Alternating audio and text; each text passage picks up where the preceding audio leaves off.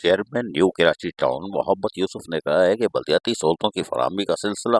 ना रुकने वाला सिलसिला जारी और सारी है। Chairman new Karachi town Mohammad Yusuf ने union committee number 5 sector 5F का दौरा किया और इलाके में पीने के साफ पानी की लाइनों की तनसीब का जायजा लिया। इस मौके पर यूनियन कमेटी 5 के chairman Ataur Rahman, coordinator chairman Hanzala Anwar Qureshi, UC vice chairman, ward councillors और दीगर बलदियाती अफसरान भी मौजूद थे।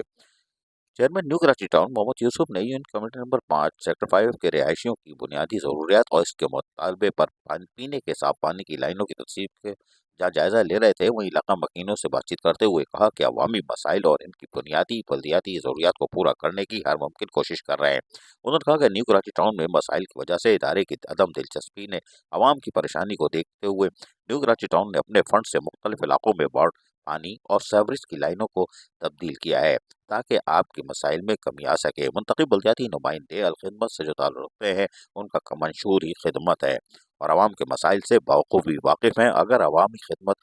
फराहम करने वाले इदारे बिलखुसूस वाटर एंड सेवरेज कॉरपोरेशन नेकनियती से हमारे साथ काम करे तो जल्द आवाम के मसाइल हल हो सकते हैं।